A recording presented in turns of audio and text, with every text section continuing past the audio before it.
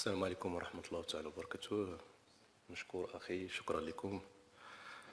بالنسبة للاستعدادات فهي كالعادة ديالنا، استعدادات كتمر في أجواء طيبة كتير ولله الحمد، فيها كثير من الالتزام، فيها كثير من المسؤولية، وفيها واحد الرغبة كبيرة من أجل تحقيق الفوز، ولا شيء غير الفوز إن شاء الله الرحمن الرحيم. كنعرفوا بأنه مقابلة كتخول لك المرور النهائي، هنا كتكمل الأهمية ديال المقابلة. كاين تركيز كذلك كبير وكبير بزاف من أجل الظفر بهذه المقابلة إن شاء الله الرحمن الرحيم، ونديروا جميع المجهودات ديالنا كالعادة ديالنا وأكثر من أجل إن شاء الله الرحمن الرحيم نكونوا في النهائي إن شاء الله. شكرا. رشيد غنيمي، رحب فيك مرة ثانية. تفصلكم خطوتين على الحلم، كلمنا عن استعداداتكم كلاعبين لهالمرحلة. بسم الله الرحمن الرحيم. الحمد لله الاستعدادات تدوز مزيانة كيف موالفين ديما. المقابلة صراحة ما غتكونش سهلة علينا بحكم منتخب الإماراتي تا هو اللي منتخب قوي شوية، اللي كيف تعرف المقابلات ديال الدومي فينال ما تيكونوش ساهلين، تيتلعبوا على جزئيات اللي صغيرة بزاف، و كيف تعرف اي منتخب عنده لي بوين فور ديالو ولي بوين فابل ديالو، وحنا تنشتغلوا ان شاء الله باش نستغلوا ديك لي بوين فابل ديالو ان شاء الله ونحدوا من لي بوين فور ديالو. تفضل. السلام عليكم، عادل الرحموني، إذاعة راديو مدينة اف ام، موقع ماتش بريس. كوتش، كل المغاربة كيتمنوا لكم التوفيق لأنكم بصمتوا على واحد المسار جيد، وخاصة في الإكراهات اللي النص ما كيعرفهاش إلا اللي حاضر معكم. ممكن تطمئن الجمهور المغربي على اللاعبين شنو هما الغيابات اللي كاينين والجاهزية ديال هذه المباراة ضد منتخب الإمارات اللي يقال عنه أنه منتخب العالم؟ فشكرا لكم على السؤال. حنا بدورنا يعني بكل صراحة كتحدونا واحد الرغبة كبيرة. حنا لو درايف ديالنا بكل صراحة، لو درايف ديالنا هو 40 مليون مغربي كينتظرنا، كيعشق كرة القدم الوطنية، وداك الفرحة ديالو هي الشعلة اللي كتحركنا باش أننا نشتغلوا من خلال استعدادات المقابلة، وباش أننا نشتغلوا في قلب داك 90 دقيقة.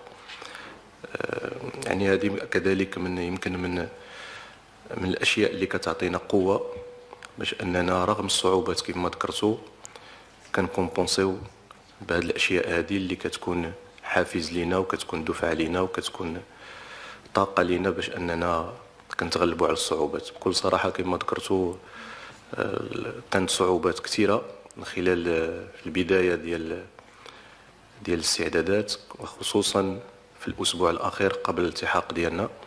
ما كاينش شي مقابلة يعني لعبناها وحنا مرتاحين، ما كاينش شي مقابلة لعبناها وما عندناش ان ديزيكيليبر، مي حاولنا الحمد لله بواحد التركيز كبير، بواحد الحرفة كبيرة، بواحد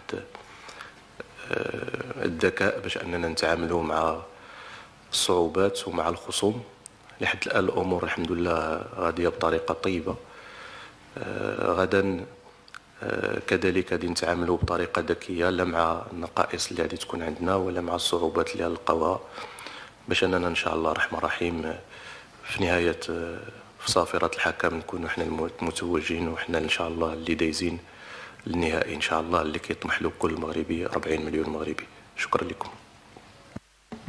تفضل. كوتش طارق، بونجور.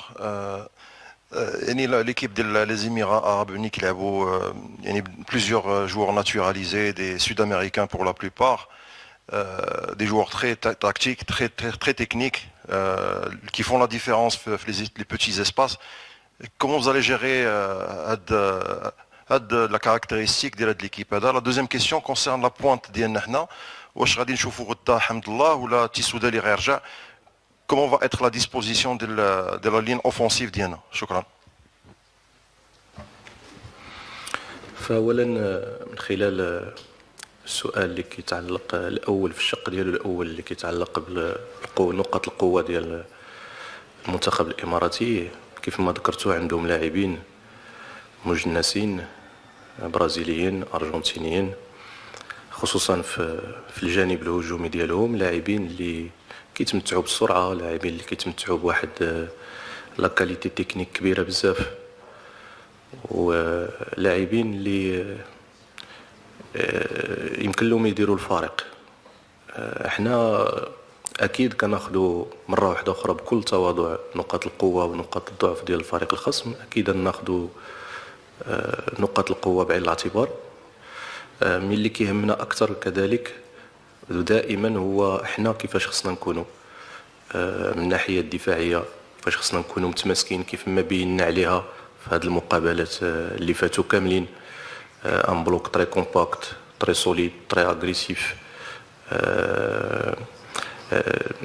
يعني كذلك الخطوط ما تكونش متباعده، وتكون واحد التركيز اللي يكون كبير اللي يسمح لنا اننا يمكننا اننا نديروا نحدوا من الخطوره ديال اي واحد، لا من الناحيه يعني الفرديه ولا من الناحيه الهجوميه الجماعيه. ف كنظن ان شاء الله الرحمن الرحيم غادي نديروا القراءه الصائبه ان شاء الله باش اننا نكونوا فعالين ان شاء الله، لا دفاعيا ولا هجوميا. شكرا. شباب بس هدوء ولا عليكم امر، بس ولا تهونون عشان المدرب يقدر يتكلم، اعذرونا بس. تفضل ثالث واحد.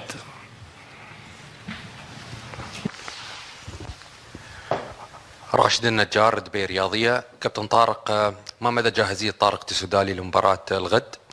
والسؤال الثاني، وجود عدد من لاعبين المنتخب المغربي الذين يلعبون في الدوري الإماراتي، هل هذا يعد نقطة إيجابية للمنتخب المغربي؟ فاسمح لي يمكن من خلال الجواب على السؤال ديالكم اللي سؤال جيد نرجع للشق الثاني ديال السؤال على حمد الله.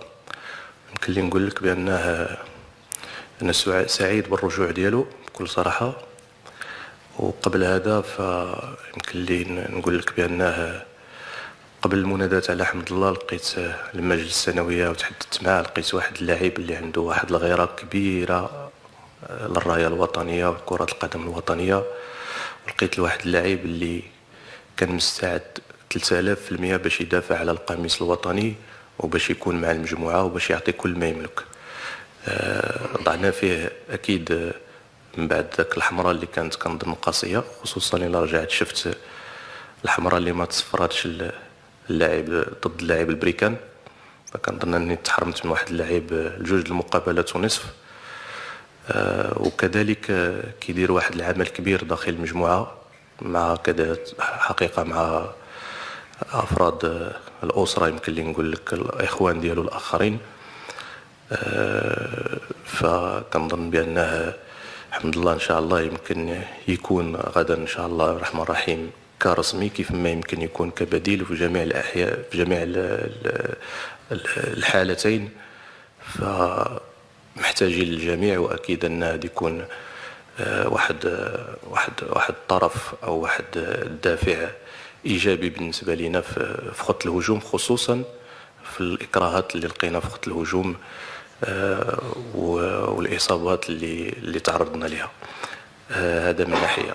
من ناحيه السؤال ديالكم كنظن ان بالنسبه للسودالي احنا كنشوفوا الحاله ديالو ان شاء الله هو في تحسن مستمر، الحمد لله كاين تحسن كبير كبير كبير. نشوفوا ان شاء الله الامور كيفاش تكون، واش يمكننا نعتمدوا عليه كاساسي او كاحتياط ان شاء الله الرحمن الرحيم. هذا من ناحيه. بالنسبه للاعبين فاكيد فاش كيكونوا لاعبين كثار كيلعبوا في واحد الدوري، وبهذه المناسبه خليني نشكر الناس ديال الامارات وشعب الامارات ونوادي الامارات، لان لعبت في الامارات ودربت في الامارات، وكان لي الشرف انني نكون قريب من الناس الإماراتيين اللي كنحبوهم وكنعزوهم وكنفتخروا بهم شعبا وحكومة. وكرة القدم الإماراتية دائما كانت كرة رائدة في الخليج، عندهم لاعبين ممتازين، كيكونوا مدربين ممتازين، مسيرين كيعشقوا كرة القدم وكيحبوها، وكاين مغاربة كثار، كاين مغاربة كثار على مر السنين. واكيد ان هذا عامل كيحفز اللاعبين ديالنا، وكذلك حتى هو عامل تحفيزي للمنتخب الاماراتي فاش كيواجهوا لاعبين اللي كيعرفوهم. فكنظن ان هذه تكون واحد المقابله اللي مكشوفه في وسط الملعب، على ارض الملعب للطرفين. شكرا لكم. تفضل. أحمد عقاد، موقع ومنصات ون. سؤال الكابتن راشد. منتخب المغرب تلقى هدف واحد حتى الآن في هذه البطولة، كيف ترى هذا الموضوع بالنسبة لك وأنت يعني شاهد على خط الدفاع وتمركز اللاعبين؟ بالنسبة للسؤال ديالك، هذا شي يبين على الخدمة ديال الجروب كامل صراحة، وهادشي ما تيجيش بالسهل صراحة. كيبان على الخدمة اللي تنديرو من نهار ما الاول اللي جينا فيه قطر، والدراري الحمد لله. هادشي هو اللي تيخلينا نزيدو دافع كبير باش نكونو ديما في التيران، نحاولو نصلحو الاغلاط ديالنا ماكسيموم، وديما نكونو واجدين باش ما يتماركاش علينا، ونحافظوا على الشباك ديالنا. تفضل. محمد عزيز، وكالة المغرب العربي للأنباء. مبروك التأهل للنصف النهائي. والسؤال ديالي واش يعني إمكانية تواجد مدربين مغربيين في النهائي يشكل حافز لتجاوز عقبة منتخب الإمارات؟ شكرا. شكرا لك على السؤال. نعم، هو حافز إضافي، لأن في الأول وفي الأخير تنبقى أنا الأخ جمال مدربين مغاربة كنحملوا يعني الصورة ديال المدرب المغربي، الاجتهاد ديالو، المكانة ديالو اللي وصلها في الوقت الراهن على الساحة الإفريقية والساحة العربية والساحة العالمية. كنظن بأن أتمنى نكونوا بجوج إن شاء الله في النهائي، باش نأكدوا بالصحوة اللي كاينة ديال كرة القدم الوطنية، وبأن لا شيء يأتي من فراغ، يأتي بتخطيط. وهنا مرة واحدة أخرى غادي نفتح القوس باش نشكر جلالة الملك نصره الله على الرؤية الصائبة ديالو وعلى المشروع الكبير اللي كنزل من أجل تطوير كرة القدم الوطنية على جميع الأصعدة، بما فيها تكوين الأطر والمدربين. وحنا الحمد لله اليوم كنجنيو الثمار ديال هذه الرؤية السديدة، وأكيد أن إن شاء الله الرحمن الرحيم التواجد ديالنا الآن بعد عنده أكثر من معنى، أن جوج ديال المدربين واصلين للمربع الذهبي، وهذه تكون كما تنقولوا لا سوريز سور لو غاتو ان شاء الله الرحمن الرحيم.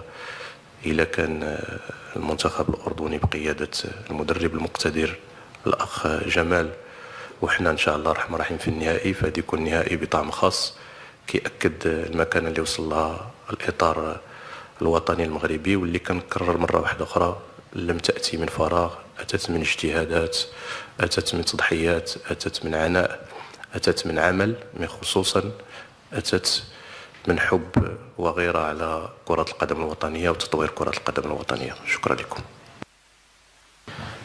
تفضل. مرحبا كابتن طارق، صباح الخير. عبد الهادي، عكاظ، السعودية. أعتقد المغرب حاليا هو أصبح بنش مارك لكل المنتخبات الأخرى، سواء في الفريق الأول، الفريق الثاني، الفئات السنية. وصلت نصف نهائي كأس العالم، الآن أمامكم الكان، اليوم نصف نهائي. كيف هذا الأمر ممكن يشكل ضغط للمنتخب؟ يعني الجمهور المغربي والإعلام المغربي ما حيرضى إلا بنهائي ولقب بعد كل ما تحقق. كيف هذا الأمر ممكن يشكل حافز أو ضغط على اللاعبين عليك أنت كمدرب؟ شكرا لك أخي، وبدوري كنشكرك، ومن خلالك كنشكر وكنحيي الشعب السعودي الشقيق وكرة القدم السعودية كذلك. أظن بأن هذا سؤال سولته أكثر من مرة، والجواب هو بسيط بكل صراحة. أن الضغوطات ما تتعلقش بالمقابلات عندنا، هذا عند عبد ربي. يعني عندي أنا شخصيا الضغوطات لا تتعلق بالمقابلة في حد ذاتها. أن الضغوطات جاية معايا منين كنت كنلعب كرة قدم قبل أنني نولي في التدريب. لعبت بما يقارب 15 سنة متواضعة في بلاد المهجر. كان عندي الشرف أنني نمثل كرة القدم الوطنية، لا في الشامبيونز ليغ ولا في لاكوب دوروب ولا في الأندية اللي فت فيها. كنت دائما حامل المشعل منذ نعومة الأظافر ديالي بكل مسؤولية وبكل جدية. كنت حامل المشعل ديال سفير كرة القدم المغربية، يعني رغم أنني كان عندي من 19 سنة، واش كنقول منذ نعومة الأظافر ديالي، كان عندي هذا الحس هذا وهذا الفكر باش أنني كنعرف بأن الذهاب ديالي لأوروبا فهو ماشي ذهاب من أجل لعب كرة القدم فقط، ولكن كنت حامل واحد الرسالة، وهذه الرسالة هذه كانت كتمثل في أنني نمثل كرة القدم الوطنية أحسن تمثيل داخل الملعب، وهنا كنسطر عليها كذلك خارج الملعب. الإنسان المغربي، الأخلاق ديال الإنسان المغربي، المبادئ ديال الإنسان المغربي، الصورة ديال الإنسان المغربي، وكذلك اللاعب المغربي على أرض الملعب. فهذه مشات معايا إلى يومنا هذا. لهذا كنقول لك الضغوطات ما كتعلقش عندي أنا بالمقابلة بغض النظر الحجم ديالها. أنا الضغوطات عندي كتعلق بأنه كيفاش الصورة ديال المغرب وكيفاش كرة القدم ديالنا ديال المغرب تكون دائما عالية. وهنا فين كتجي مرة واحدة أخرى هو داك الدافع ديالي والدافع ديالنا كاملين كمجموعة. وبهذه المناسبة كنشكر كذلك اللاعبين بكل صراحة، أنهم كل لاعبين اللي جيت تشوف في المجموعة، لا اللاعبين اللي كيلعبوا في المغرب ولا اللاعبين اللي كيلعبوا في الخليج، يمكن كنتشاركوا هذا الشيء هذا، أن كلهم كانوا وهما أحسن سفراء لكرة القدم، لا من الناحية الأخلاقية والتربوية ولا كذلك من الناحية الكروية. والأسماء راه كثيرة، من حمد الله بن شرقي إلى آخر واحد كاين في المجموعة. كنا كنحملوا فوق الدار ديالنا تشريف كرة القدم الوطنية وتشريف 40 مليون اللي كينتظر الانتصار ديالنا. شكرا لكم. تفضل.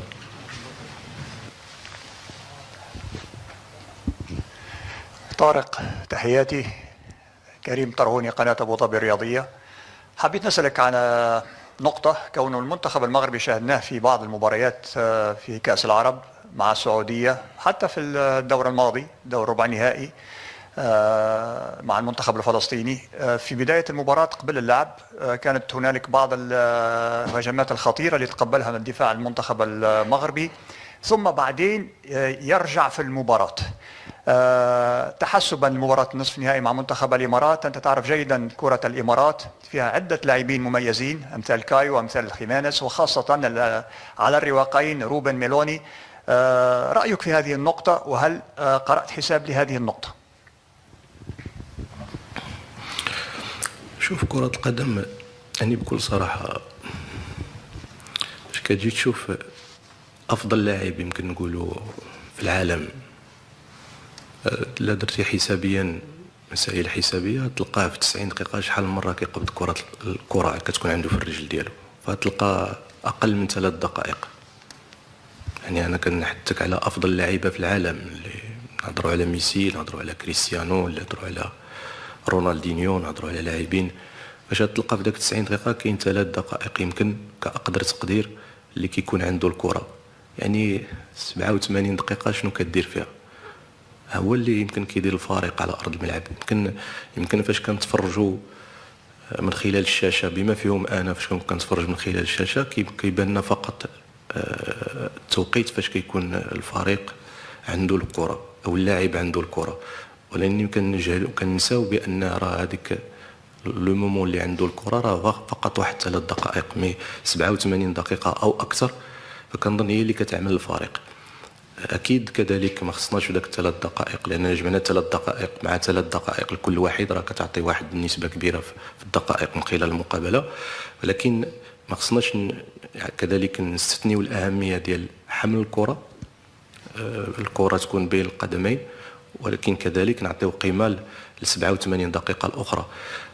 كذلك من الناحيه الثانيه هو ان كره القدم فيها انت عندك الكره وانت ما عندكش الكره، فكيف التعامل عند في الوقت اللي ما عندكش الكره وكيفاش تتعامل في الوقت اللي عندك الكره، وبيناتهم كاين واحد العامل كبير ومهم بزاف خصوصا في كره القدم الحديثه هما لي روكونفيرسيون، لي مومون يعني فترات التحول، الوقت اللي ما عندكش الكره ولات عندك الكره، والوقت اللي عندك الكره وضيعتي الكره.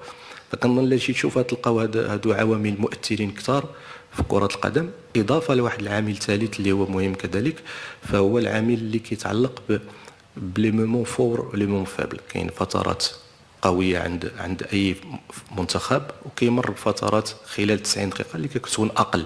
فهنا الأهمية ديال كيفاش تستمر داك الفترات اللي كيكونوا لي مومون فور باش أنك تسجل، وكيفاش أنك تقدر أنك تحمل العبء ديال داك الخطوره ديال لو مومون ديال الفترات الفارغه اللي كيمر منها اي منتخب. غير كل ما كانت اقل كل ما افضل باش انك ما يتسجلش عليك.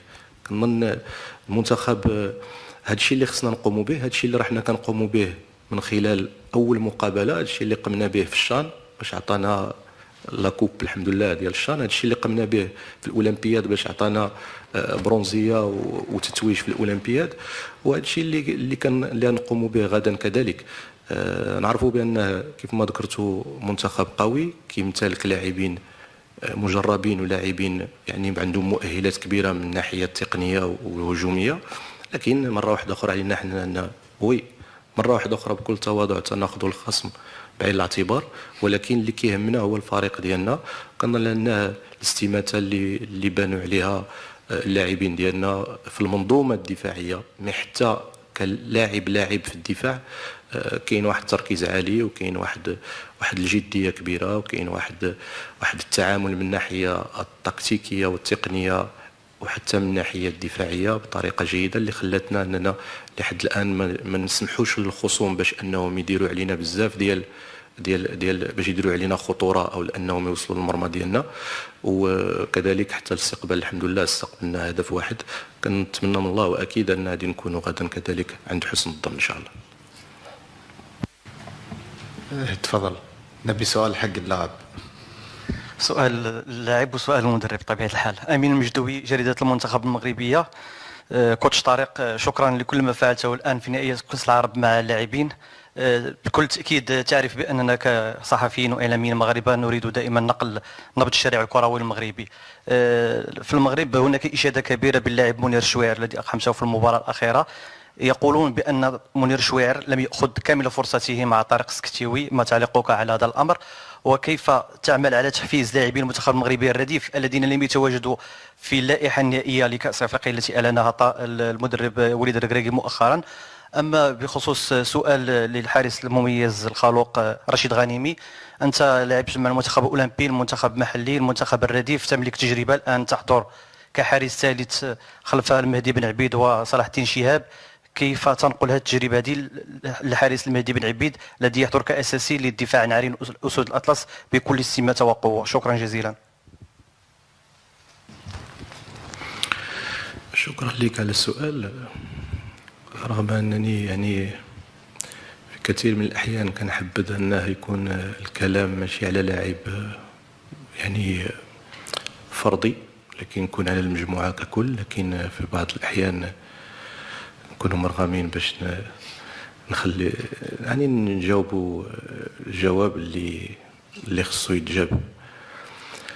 بالنسبه للاعب شويعر، هو على غرار الاخوان ديالو، حنا كنقولها وتنكررها مره واحده اخرى، في المنتخب ما كاينش، وكنتمنى من الله يتفهم هذا لو ديسكور هذا ديالي، ماشي فقط المنتخب اللي عندنا الان او المنتخب اللي كان عندنا في الشان، وإن لجميع المنتخبات من المنتخب الالف حتى المنتخبات السنيه. يمكن في المنتخبات السنيه هذه المشاكل هذه كتكون اقل او غير موجوده في بعض الاحيان. هنا المغرب، هذا المغرب نتمنى من الله باش تفهم، هذا سي ليكيب ناسيونال، سي الرايه. احنا ماشي هذا كيمثل واحد النادي والاخر كيمثل واحد النادي، وهذا سميتو اكس والاخر سميتو ايغريك، لا. اون فوا هذا اللاعب دخل سي المغرب، يعني المنتخب الوطني والكل كيولي واحد، حنا جسم واحد، حنا روح وحده. كذلك بالنسبه للاعبين اللي كيتم يعني البدء بهم او تتمه العمل او ما كيتمكنوش من الدخول، فاكيد فاش كيكون شي مدرب كيعمل واحد التوليفه ديالو كيديرها بناء على معطيات كثيره. من بين هاد المعطيات هادو فبحال شي واحد غادي للحرب كيخصو اسلحه، ما يمكنناش نمشيو للحرب غير بسلاح واحد، خصنا انواع ديال الاسلحه واشكال ديال الاسلحه. نفس الشكل بالنسبه لنا، يعني شواعر ماشي هو زحزوح، زحزوح ماشي هو مهري، مهري ماشي هو بركاوي، بركاوي ماشي هو اكس ايغريك. في كل بوست، يا اما في رقم 10 طنان ماشي هو بوغرين، بوغرين ماشي هو الكرتي. حتى في وسط الميدان مهديوي ماشي هو حريمات، حريمات ماشي هو باش، محتاجين ليهم كاملين. اذا شكون اللي كيدير الفرق؟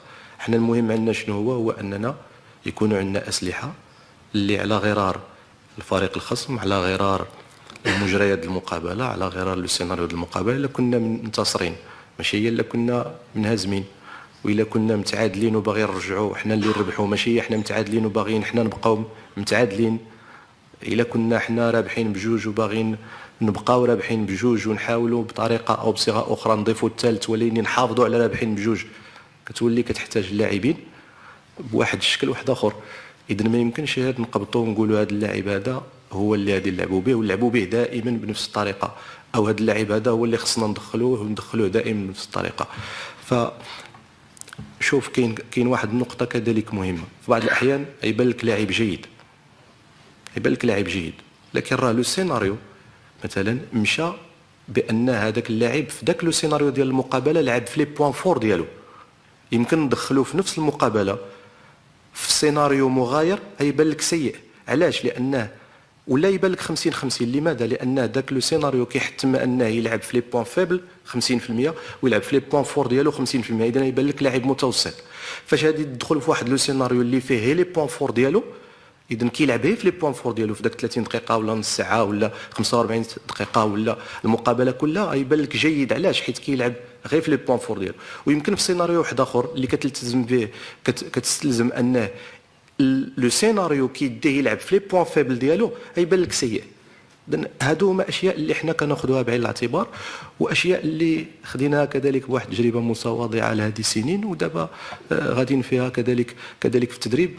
فكنتمنى من الله باش اننا نكونوا دائما كنحسنوا الاختيارات. حنا مره واحده اخرى عندنا ما عندناش هذا لاعب جاي من واحد النادي وهذا لاعب من نادي اخر، كذلك ما عندناش الفرق بين اللاعبين. دائما كنأكد وانتم راكم عارفين هذه القضيه، حتى في النوادي اللي دزت منهم اللاعبين كلهم مهمين ومحتاجين للجميع. اي واحد كيمثل المنتخب الوطني عيطنا له في اللائحه فهو مهم، كل واحد والاختصاصات ديالو. الاهم ويكونوا عندنا اسلحه اللي نكونوا ندفعوا بها بذكاء على حسب لو سيناريو اللي يدينا النتائج الطيبه. والحمد لله النتائج راه كتاكد بان لا الاختيارات ولا التعامل القبلي او لا خلال المقابله فهو الحمد لله في صالحنا. نتمنى من الله باش ربي يوفقنا مره واحده اخرى باش نكونوا مره واحده اخرى عند حسن ظنكم وعند حسن ظن 40 مليون مغربي. شكرا. واخا تعاود للسؤال ديالك. تجربه كبيره مع المنتخب المغربي الرديف، مع المنتخب المغربي الاولمبي محليين، اكيد التجربه غادي تحاول تكون حاضره باش تكون ذات احسن الزملاء ديالك سواء الشباب ولا المدرب وخاصه المدرب اللي تيلعب كعريس اساسي. بالنسبه للتجربه ديالي في لي كوب اللي دازو صراحه لي كوب مختلفه صراحه. كيفاش تعرف لاكان ديال ايفنت 3 ماشي اولمبيات، والاولمبيات ماشي لاكان ديال المحليين، ولهذا كوب ضربت هي اللي صراحه لا كوب اللي مختلفه عليهم. وبالنسبه للمهدي حارس كبير حتى هو وحارس اللي عنده اكسبيريونس ديالو، وان شاء الله نتمنى ليه التوفيق ان شاء الله في مباريات الغد ان شاء الله، ونفوزوا ان شاء الله ونهديو هاد الفوز ان شاء الله للشعب المغربي ونفرحوه ان شاء الله. نختم مؤتمرنا الصحفي. شكرا لكم جميعا.